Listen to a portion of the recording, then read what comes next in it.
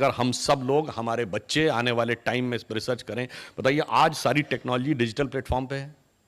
Digital platform की technology binary setup पे चलती है, 0101। जो 0101 पे चलती है तो एक ऐसी लैंग्वेज जिसमें मात्रा पाई नाम की चीज नहीं है, डिस्क्रीट नंबर्स हैं, ABCD। It is very suitable for digital platforms. But क्या ताजिंदगी डिजिटल प्लेटफॉर्म पे रहेगी टेक्नोलॉजी? नहीं। What is going to be the emerging new technology? It is voice command. और अब उसकी शुरुआत हो गई, आपने मोबाइल में बोलते हैं और वो टाइप कर देता है। अब जो जो वॉइस कमांड की टेक्नोलॉजी आगे बढ़ती चली जाएगी, वैसे ही फोनेटिक्स का इंपॉर्टेंस बढ़ेगा, उसकी सोनोग्राफिक रिसर्च होगी, उसके साथ साथ उसके जो एकॉस्टिक इफेक्ट हैं उस पर रिसर्च होगी। और ज्यों ज्यों हम आगे बढ़ेंगे तो वो सारी भाषाएं जिनकी वर्तनी, जिनके स्वर अधिक वैज्ञानिक हैं, अधिक प्रभावी हैं, उन भाषाओं के लिए सुनहरा अवसर है आगे अपने को स्थापित करने को। और इतना ही नहीं, हमारे यहां तो माना गया है कि संपूर्ण भाषाओं के अंदर एक छंद है, एक तरंगे हैं, और उन तरंगों तक जब हम पहुंचेंगे सोनोग्राफिक रिसर्च करते हुए, तो हमारे यहां जो हर चीज का एक मंत्र में महत्व माना जाता है ना, यदि आने वाले टाइम में हम रिसर्च करें और 10 साल बाद या 15 साल बाद कोई क्लिनिकली प्रूव कर दे कि अनुष्टुप छंद में आदित्य हृदय स्रोत को जाप करने से हार्ट पर यह पॉजिटिव प्रभाव पड़ता है, तो हमें दुनिया से कहने की जरूरत नहीं पड़ेगी कि अमुक भाषा सीखो। फिर आप देखिए जैसी दीवानगी इस समय विदेशी भाषाओं के लिए दिखती है, उससे अधिक दीवानगी ना दिखने लगे आने वाले समय में। अब एक और बात सोचिए, हमारे मन में एक और बात भर दिया जाता है, सब हमारे यहां तो ऐसा था कि वो लोग लिखना नहीं जानते थे, इसलिए बोल बोलकर गुरु शिष्य परंपरा में उसको आगे ले जाते थे। अब ये बताइए, जिन लोगों ने खगोलीय गणनाएं कर ली, जिसका अभी मोहन जी ने उल्लेख किया कि भगवान राम के जन्म के समय के ग्रह नक्षत्र को प्लैनेटोरियम सॉफ्टवेयर में डालिए तो 7114 ईयर्स बिफोर का समय आ जाता है एग्जैक्ट। वैसे वो कितना सही है, वो उन्होंने नक्षत्रों की सही गणना की, वो तो अलग विषय है, परंतु आप ये बताइए इतना exact calculation, trigonometry, geometry, Ayurveda, अंकगणित, उपनिषद जैसा ज्ञान, और वो लोग लिखना नहीं जानते थे। ये बात तर्कसंगत लगती है? अगर कोई ये कहे तो ये बात अतार्किक नहीं, ये मूर्खतापूर्ण लगती है। और अगर ये भी कह दिया जाए कि ये पागलपन लगता है तो अतिशयोक्ति ना होगी। वास्तविकता ये है कि वो लिखना नहीं जानते थे, नहीं, वो लिखना नहीं चाहते थे, क्योंकि विद्या का स्वरूप दूसरा था। जैसे आज आप कहते हैं हार्ड कॉपी भेजो या सॉफ्ट कॉपी भेजो, तो हार्ड कॉपी मतलब पेपर और सॉफ्ट कॉपी मतलब मोबाइल में ट्रांसफर कर दो। तो पहले क्या था, एक दौर में जब ताम्रपत्र के ऊपर लिखा जाता था तो वो हार्ड कॉपी थी, फिर भोजपत्र सॉफ्ट कॉपी हो गई, फिर भोजपत्र हार्ड कॉपी हो गई, कागज सॉफ्ट कॉपी हो गई। अब कागज हार्ड कॉपी है और ये डिजिटल जो कॉपी है वो सॉफ्ट कॉपी है। पर अगला चरण क्या हो सकता है, जो डिवाइस के अंदर ट्रांसफर्ड है वो हार्ड कॉपी है, और जो माइंड से माइंड ट्रांसफर्ड है वो सॉफ्ट कॉपी है। और उसके पीछे एक कारण भी है। जैसे आप किसी से कहें संस्कृत का राग आप किसी को लिखकर समझा सकते हैं? नहीं। अब मैं पुनः आ रहा हूं, भाषाओं के अंदर जिनके अंदर वैज्ञानिकता और ध्वन्यात्मकता है, वो ध्वन्यात्मकता बोलकर ही बताई जा सकती है, वो लिखकर नहीं बताई जा सकती। जैसे छोटी ई और बड़ी ई आपको बोलकर ही आप बता सकते हैं, लिखकर नहीं बता सकते। और हमारे यहां तो हर मंत्र का एक लय, हर चीज एक छंद में लिखी गई है। वैदिक गणित के श्लोक भी छंदों में लिखे गए हैं, छंद बोलकर बताया जा सकता है, लिखकर नहीं। जैसा मैंने एक बार पहले भी बोला था, जैसे उदाहरण के लिए आजकल बहुत प्रचलित है शिव तांडव स्तोत्र। अब कभी आप उस पर ध्यान दें तो उसके अंदर जो एक रिदम है कि जटाटवी गलत ज्वल प्रवाह पावि तस्तले गले वलंब लंबिताम भुजंग तुंग मालिकाम, और आगे डमट डमट डमट निनाद वड्डमर वयम चकार चंड तांडव तनोतुना शिवा शिवम। अब मैं चुनौती से कहता हूं, कोई डमट डमट डमट निनाद वड्डमर वयम लिख के समझा दे। इसलिए मैं कहता हूं उन्होंने, और उनकी तो अभी साइंस अब जाके पहुंची, अब एक नई जो latest theory after Higgs boson आने लगी है, आप सबने सुना होगा स्ट्रिंग थ्योरी।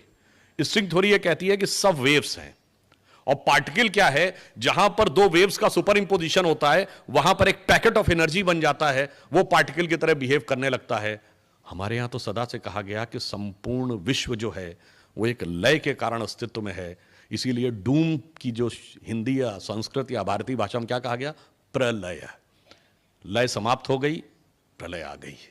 लय अस्तित्व में आई तो जगत का अस्तित्व आ गया। इसलिए सृजन भी लय से होता है और जब तांडव करते हैं शिव तो वो भी लय के साथ करते हैं। इसीलिए मैथमेटिक्स हो या आयुर्वेद के श्लोक हो, सब के सब लय में है। इसलिए मैंने सिर्फ ये कहा, इसको समझने में कई बार हमारे मन में गहरा कंफ्यूजन है, उस कंफ्यूजन से हमें बाहर निकलना होगा।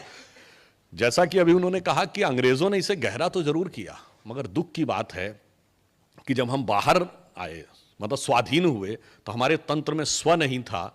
इसको और ज्यादा गहरा करने का काम स्वतंत्रता के बाद हुआ।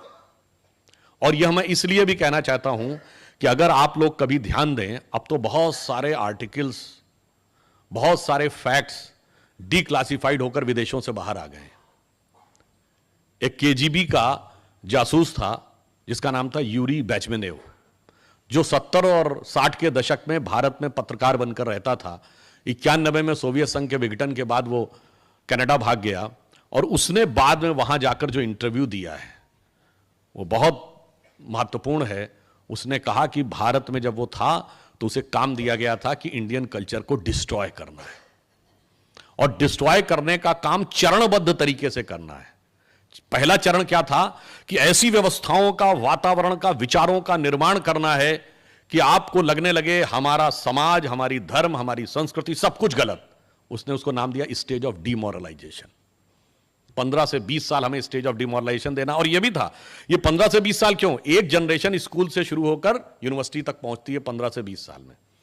जब डिमोरलाइजेशन कंप्लीट हो जाए तो नेक्स्ट क्या होगा, स्टेज ऑफ डिस्टेबलाइजेशन। अब जगह जगह आंदोलन शुरू करो उन मुद्दों को लेके जो वास्तविकता में थे नहीं, हमने क्रिएट किए। वो 15-20 साल का समय है। और जब थर्ड स्टेज क्या आएगी, स्टेज ऑफ रिवोल्यूशन। अब उन आंदोलनों को हिंसात्मक और उग्र स्वरूप देना शुरू करो। And the final stage will be, जिसको उन्होंने कहा स्टेज ऑफ नॉर्मलाइजेशन। यानी अब एक बार सशस्त्र क्रांति के द्वारा सत्ता हमारे हाथ में आ गई, अब सब कुछ शांत, और उन्होंने कहा अब किसी को कुछ नहीं बोलने देना है। इसीलिए मुझे बड़ा आश्चर्य होता है, देखिए हमें बहुत से शब्दों से भी बाहर निकलना होगा। आज हम बहुत शब्द सुनते हैं, लेफ्ट लिबरल। ये बताइए, लेफ्ट कभी लिबरल होता है? दुनिया में कोई कम्युनिस्ट कंट्री बताइए जो लिबरल हो। अगर कोई लेफ्ट लिबरल कहे तो ये ऐसा लगता है जैसा वो कहे कि I am a devout atheist, मैं एक बहुत ही भक्त नास्तिक हूं। ऐसा ही कहना है कि लेफ्ट लिबरल हो। तो उन लोगों ने पहले लिबरलिज्म का वो उड़ाओ, फिर उसके बाद उन्होंने कहा अब सब कुछ समाप्त।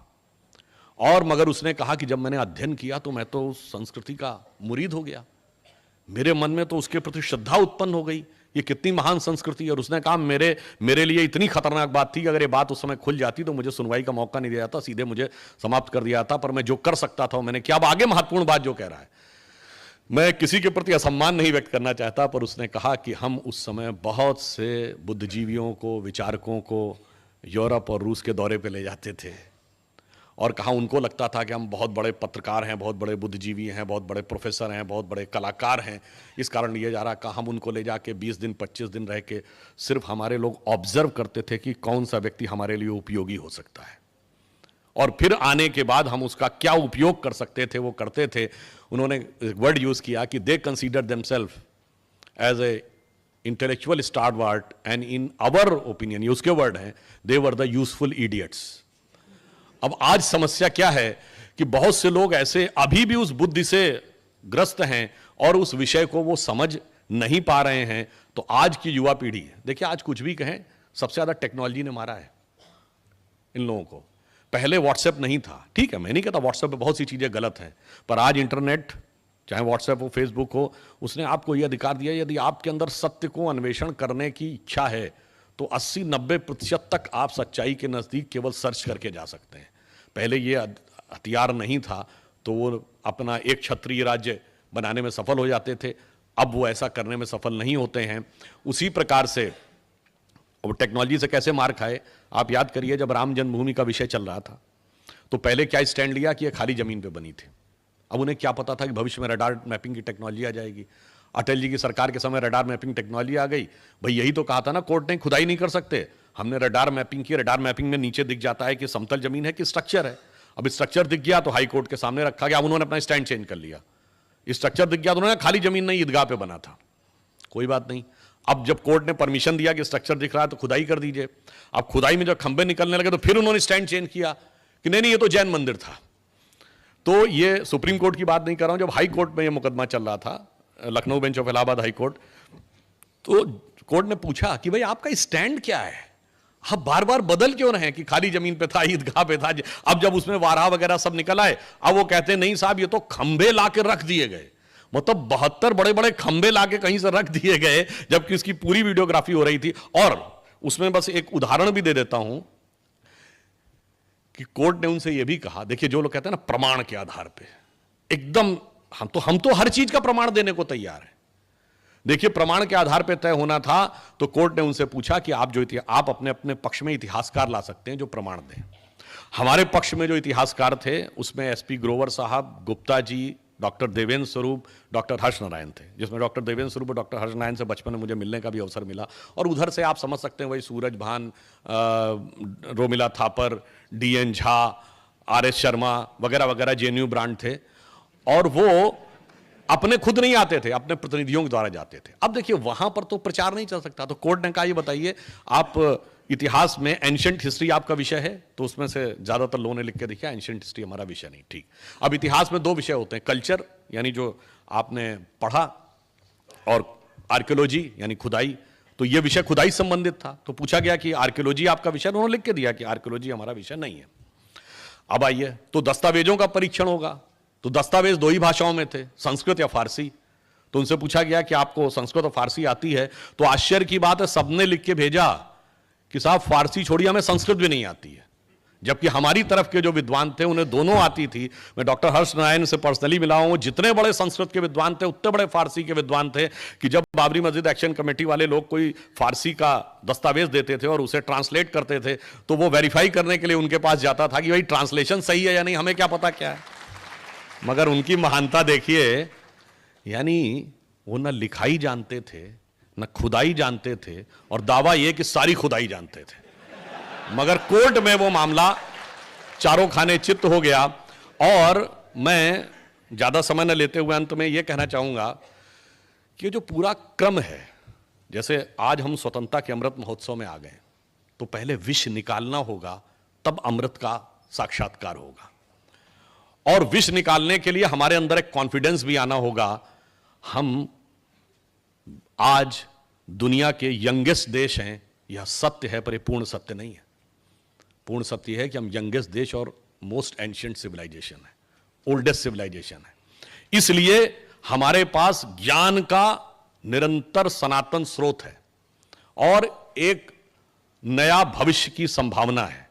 और यहां पे कोई कहे साहब आपने पुरानी बातें बता दी, मॉडर्न टाइम में क्या है, तो मैं मॉडर्न टाइम में भी बताना चाहता हूं। बहुत से ऐसे फैक्ट हैं जो हमें पता है, पर ये तंत्र में स्व का आभास न होने से हम भूले हुए हैं। ये बताइए, एरोप्लेन बनाया राइट ब्रदर्स ने, पर क्या 1895 में शिवकर बापूजी तलबदे ने चौपाटी बीच के ऊपर जहाज उड़ा के नहीं दिखाया था? ये ठीक है कि हम गुलाम थे, हम पेटेंट नहीं करा सकते थे। उन्होंने बहुत से कांग्रेस नेताओं से संपर्क किया था, मैंने पुस्तक में पढ़ा था कि महादेव गोविंद रानडे से भी संपर्क किया था, तो उन्होंने सिर्फ ये कहा था कि मैं आपको लंदन भेज सकता हूं जहां आप अंग्रेज वैज्ञानिकों के साथ डिस्कस करें, जिसके लिए वो तैयार नहीं थे। और लोगों ने उस समय उसको जादू टोना माना था कि कोई चीज उड़ा के दिखा दी। चलिए ये बताइए, मार्कोनी ने पहला सिग्नल बनाया था, पर वायरलेस तो जेसी बोस ने भी उसी समय खोज ली थी, पेटेंट हमारा नहीं हो पाया। एडिसन ने इलेक्ट्रिसिटी बनाई, जगदीश चंद्र बोस ने भी इलेक्ट्रिसिटी खोजी थी, पेटेंट हमारा नहीं हो पाया। सीवी रमन ने सबसे पहले समुद्र नीला क्यों दिखता है, तो ये लोग कहते थे कि आकाश का रिफ्लेक्शन है इसलिए नीला दिखता है, पर रमन इफेक्ट ने बताया कि स्कैटरिंग करते समय सबसे ज्यादा स्कैटर्ड नीला रंग होता है इसलिए नीला दिखता है। उनको फिजिक्स का नोबेल प्राइज मिला, तो ये कहा जाता है he was the first Indian to get a Nobel prize of physics. This is not truth, the full truth is he was the first non European, non white to get a Nobel Prize in any branch of fundamental science. अब आप आइए, निर्जीव विज्ञान के बाद हम सजीव विज्ञान में आए, तो जीन्स आई। जीन का मॉडल 1967 में बनाया वॉटसन एंड क्रिक ने, और उनके साथ कौन था? डॉक्टर हरगोविंद खुराना, वो भी नोबेल पुरस्कार उनको मिला। तो जीन्स में भी हम उसी के समान आगे थे। अगली चीज आइए, अगर आप अभी जिसका उल्लेख किया गया, 21वीं सदी की अभी की सबसे बड़ी खोज क्या है? हिग्स बोसॉन, जिसको गॉड पार्टिकल कहते हैं। ये दो साइंटिस्टों के नाम पे है, इंग्लैंड के पीटर हिग्स, और बोसॉन शब्द भारत के सत्येंद्र नाथ बोस के नाम पर है, जिन्होंने इसकी अवधारणा दी थी पहले। इसका अर्थ क्या हो गया? आधुनिक विज्ञान के भी हर कदम के ऊपर हमारे पूरी छाप दिख रही है। पर स्व का तत्व का ऐसा अंधकार का अध्यास है कि हम उसे नहीं देखना चाहते। अब हम कंप्यूटर में देखें तो अगर हम इसमें कहें तो आज माइक्रोसॉफ्ट का सीईओ भी हमारा है, गूगल का सीईओ हमारा है, पेप्सी की सीईओ हमारी है। अगर आप देखें तो जो सिटी बैंक का सीईओ हमारा था, जिसपे मैंने पहले भी बोला है कि एक बार एक पाकिस्तान के पत्रकार के साथ हमारा टीवी बहस हो रही थी और उन्होंने कहा कि अरे आप जो हैं आप लोग इसलिए करते हैं, आपके पास बड़े बड़े कंपनी के सीईओ हैं तो आप लोग गूगल को मैनेज कर लेते हैं, क्योंकि उस जमाने में एक बात चली थी कि आप भिखारी टाइप करिए गूगल पे तो इमरान खान की फोटो आ जाती थी। तो उन्होंने कहा कि सुंदर पिचाई गूगल का चीफ है और वो इंडियन है, इसलिए इन्होंने मैनेज कर रखा है। तो हमने कहा कि मैडम आपसे गलती हो रही है, हमारे सिर्फ एक चीफ नहीं है, मैंने सारे चीफ गिनाए, बड़ी बड़ी मल्टीनेशनल्स के चीफ यहाँ हैं। 75 साल पहले जैसे माननीय मोहन जी ने कहा हम स्वतंत्र हुए और वो और घोषित रूप से परतंत्र हो गए, तो वो कहाँ पहुंचे? उनके यहाँ भी बहुत सारे चीफ हैं, लश्कर ए तैयबा का चीफ, जैश ए मोहम्मद का चीफ और अलकायदा का चीफ। तो ये दोनों की धारा अलग अलग हुई। और इतना ही नहीं, हम एक और बात समझिए, सिर्फ हम सांसारिक रूप से ही आगे आने की क्षमता नहीं रखते हैं। एक और फैक्ट आपको 1 मिनट में और बता देता हूं, हम में से बहुत से लोगों को नहीं ध्यान होगा, ये जो कंपनीज हैं, चूंकि गुजरात में तो व्यापार का बड़ा क्षेत्र है, पब्लिक इशू करने वाली दुनिया की पहली कंपनी कौन थी? ये सन 1600 कुछ की बात है, it was Dutch east India company. World के ट्रेड पर अगर सबसे बड़ा हिस्सा दुनिया में all time in the history किसी एक कंपनी का रहा है तो 50% of the global trade control किया है ब्रिटिश ईस्ट इंडिया कंपनी ने। दोनों में इंडिया है। और इतना ही नहीं, अमेरिका में 1840 और 50 के दशक में जब अमेरिका वर्तमान स्वरूप में आया तो ईस्ट कोस्ट से वेस्ट कोस्ट तक एक सड़क बनाई जा रही थी, यानी सैन फ्रांसिस्को लॉस एंजल्स बेड से वॉशिंगटन तक, जिसको लेकर एक बहुत डिस्कशन हुआ, इतना पैसा खर्च करने की क्या जरूरत है। तो बाकायदा वहां पर उत्तर दिया गया सरकार के द्वारा कि यह इसलिए जरूरी है कि पूर्वी रास्ते से भारत से व्यापार करने का रास्ता अंग्रेजों के कब्जे में है और वो हमें व्यापार नहीं करने देंगे, और इसलिए हमें पश्चिम के रास्ते से भारत से व्यापार करना होगा। तो भारत से जो व्यापार होगा वो पश्चिमी तट पर आकर वो सामान उतरेगा, उसके लिए इन सड़क और रेल मार्ग की जरूरत है, और भारत से व्यापार किए बगैर हमारी उन्नति नहीं हो सकती। इसलिए अमेरिकन हिस्ट्री में उसे कहा जाता पैसेज टू इंडिया। ये हमारा बिल्कुल जिसे कहते हैं कि जिसको आप वर्तमान समय कहते हैं ना कि साहब मेटीरियलिस्टिक वर्ल्ड में, और पूर्व में जो इंडोनेशिया है ये नीजिया वर्ल्ड ग्रीक का है, इसका अर्थ होता है द्वीप, और इंडो का मतलब भारतीय। इतना बड़ा इंपैक्ट दुनिया में किसी देश के पास है नहीं है। तो मेटीरियल वर्ल्ड में भी हमने इतना प्राप्त किया है, और उस मेटीरियल वर्ल्ड के साथ हमारा कनेक्शन कैसे है। देखिए, मेटीरियल वर्ल्ड में बहुत प्राप्त कर लिया है दुनिया में, Hong Kong, Taiwan, Singapore, Macau powerful area, China ने भी बहुत प्राप्त किया है, मगर किया क्या है? मैं ईमान कहता हूं कि चाइना ने आज इकोनॉमिक ग्रोथ बहुत की है, मिलिट्री ग्रोथ भी की है, अब इंटेलेक्चुअल ग्रोथ भी कर रहा है, मगर कल्चरली अमेरिका की कॉलोनी बन गया है, क्योंकि वहां का यूथ सिर्फ डिस्कोथेक पब में झूमो, एक अच्छी नौकरी पाओ, उसके बाद बर्गर खाओ और उसी में झूमता हुआ रह रहा है। कहां गई वो चाइनीज सभ्यता? वो समाप्त हो गई। इसलिए हम यह कहना चाहते हैं कि हम जब अपने स्व के साथ उभरेंगे तो दुनिया को एक अलग प्रकार का संदेश देते हुए आएंगे, क्योंकि हम किसी को डोमिनेट करने के लिए नहीं आ रहे हैं, हम पूरे वर्ल्ड को मोटिवेट करने के लिए आ रहे हैं। यह हमारे स्व के तत्व का अधिष्ठान है, और यह जब उभर के सामने आएगा तो उसका मूल कारण जानते हैं क्या? एक पंक्ति में कह के समाप्त करता हूं, सारा का सारा स्रोत कहां से आता है? आप सबको पता होगा कि जब महात्मा गांधी से ह्यूमन राइट्स की बात कही गई तो उन्होंने लिखा था, my illiterate but wise mother has told me that if you want to ensure everybody's human right, in my opinion there are no fundamental human right, there can only be the fundamental duties. But वो illiterate but wise mother ने कैसे बताया? वो सारी duties कहाँ हैं? भगवान राम की कथा देख लीजिए, सबका सबके साथ सिर्फ कर्तव्य है, भाई भाई का कर्तव्य, पिता पुत्र का कर्तव्य, पति पत्नी का कर्तव्य, राजा प्रजा का कर्तव्य, सब जगह सिर्फ कर्तव्य ही कर्तव्य है। और परिवार के अंदर, मैंने तो एक आध बार ये बात टीवी पर भी बोली कि आप किसी धर्म मजहब के मानने वाले हो, अपने घर में क्या चाहते हो? 4 भाई हो, उनमें ऐसा प्रेम हो कि एक दूसरे के साथ वन में जाने को तैयार हो, तीसरा खड़ाऊ रख के शासन करने को तैयार हो, और आपके एक वचन पर आपके बेटा या बेटी सारी संपत्ति छोड़ने को तैयार हो। यह है राम लक्ष्मण भरत शत्रुघ्न। या फिर दूसरी परंपरा में एक 4 भाई हैं, शुजा, मुराद, दारा और औरंगजेब, कि एक बाकी 3 को कत्ल कर दे, बुढ़ापे में आपको जेल में डाल दे। और चूंकि यह पितृपक्ष चल रहा है तो यह भी कहना चाहता हूं कि जिस जमाने में शाहजहां को उसने जेल में रखा था, तो पानी भी वो कैलकुलेट करके देता था, अनाज और पानी। तो शाहजहां ने कहा तू अनाज मुझे नहीं देता, कम से कम मेरा पानी की क्वांटिटी बढ़ा दे। तो उसने बढ़ाने से मना कर दिया था। तो फारसी में एक कविता लिखी थी, वो फारसी कविता मुझे नहीं याद है, जिसमें इसने लिख के भेजा था कि तू जिंदा बाप को पानी के लिए तरसा रहा है, तुझसे तो कहीं अच्छे हैं काफिर हिंदू जो अपने मरे हुए पूर्वजों को भी पानी देते हैं। तो आप सोचिए कि हमारी सोच सिर्फ वर्तमान में नहीं है, लंबे समय तक पीछे जाती है। और अब ये वर्ल्ड की डिप्लोमेसी कैसे प्रभावित करती है, आज पूरे विश्व में देखिए क्या करना चाहता है यूक्रेन का रशिया, एनेक्सेशन।